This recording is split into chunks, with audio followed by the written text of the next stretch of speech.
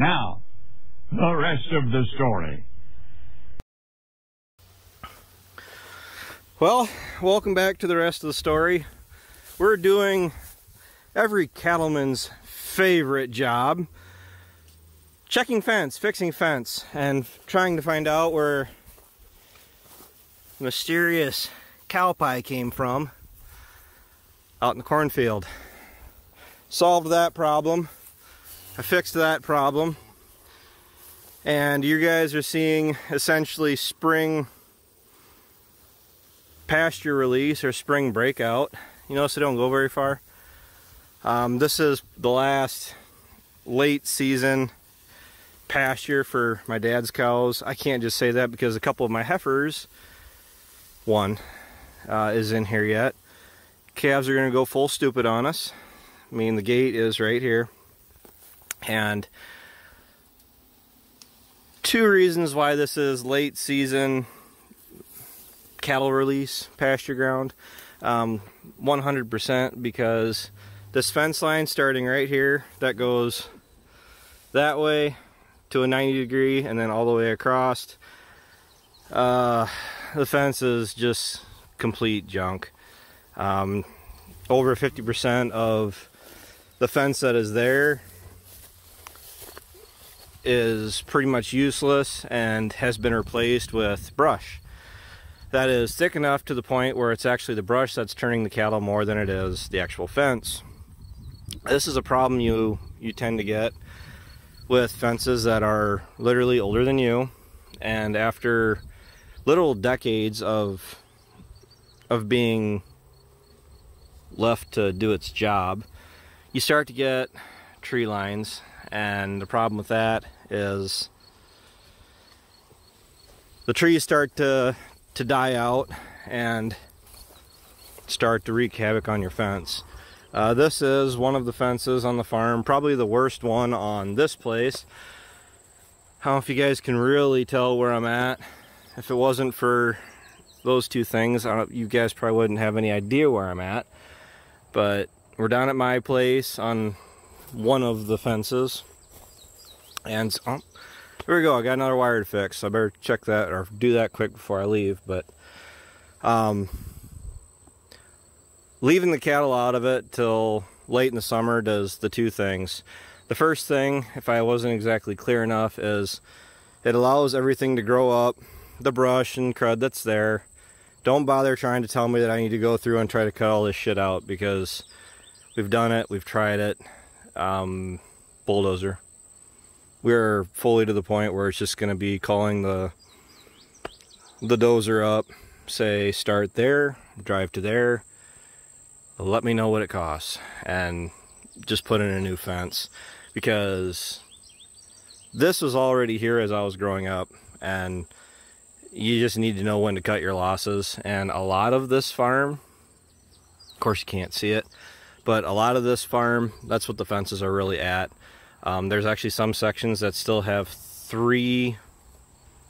just three strands of war wire, and the problem is, well, it works in my favor.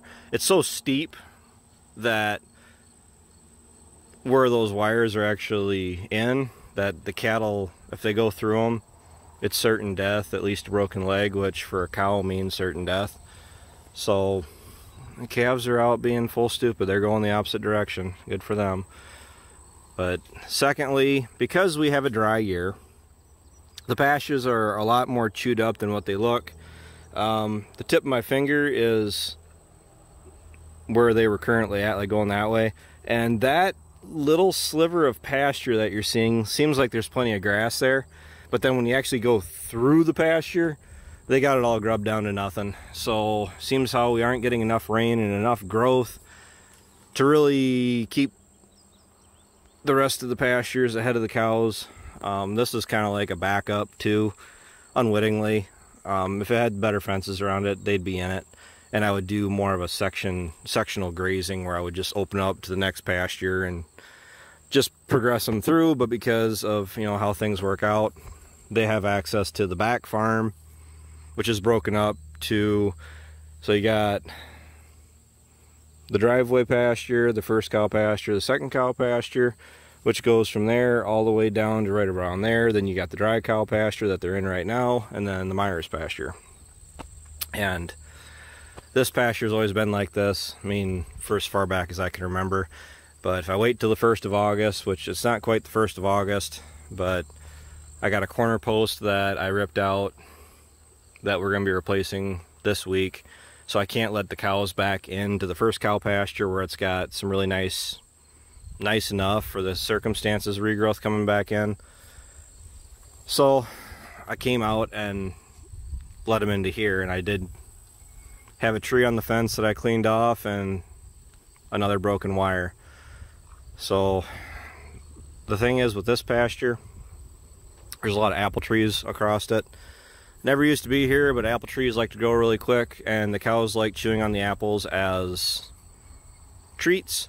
Only problem with that is you have to be certain that there's enough cattle, which that was like 2/3 of the herd.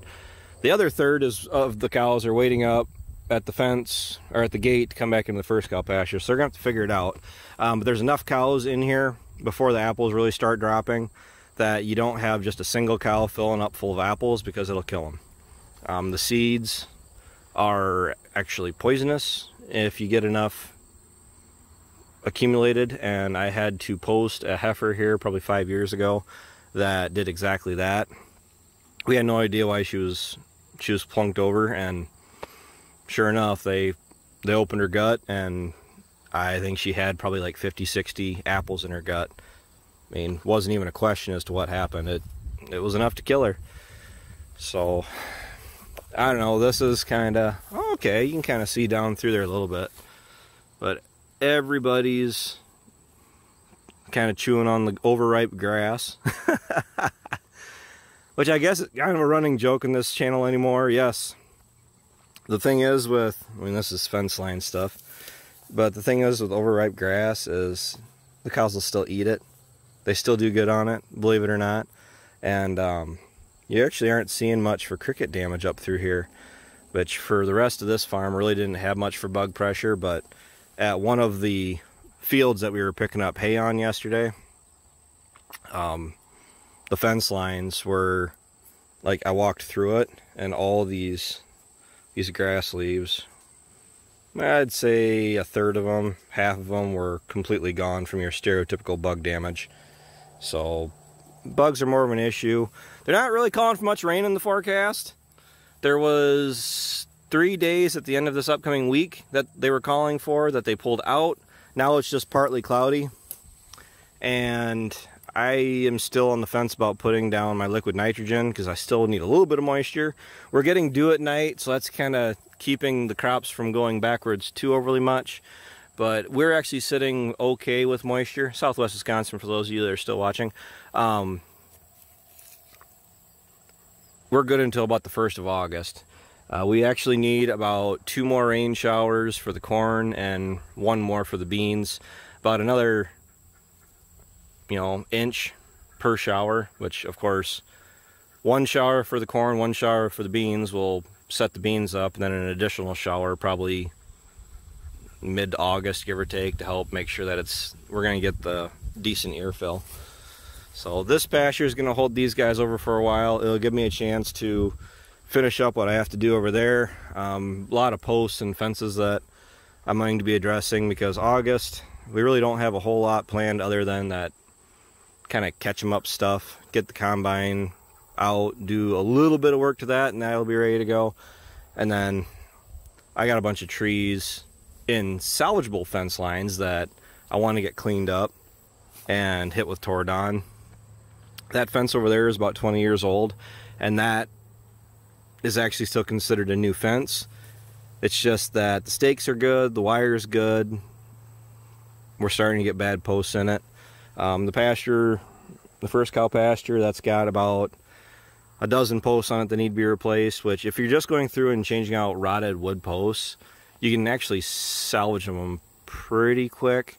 But it's when the trees take over like this, and then you're trying to get in and work around them. There's no winning. This is actually a pretty clear stretch. I mean, you can actually still see the fence. the east to south, actually it's what, northeast to southwest stretch from this corner post down, it's completely mangled and just so far gone that it's literally the only hope for it is a bulldozer. So these guys actually weren't taking a whole lot of hurt yet, but before they started pushing the fences too hard, I mean, I know I fixed where she got out, and just kind of maintaining until this fall, and then the cows will get the fields again. So with that, I think a 10-minute long video is good enough. I need to go put a new microwave in, so that sounds like fun, and mow my yard. Just enough grass where it's going to make me start mowing my yard again. So with that, take care, take it easy, keep in touch. I'll talk to you guys later.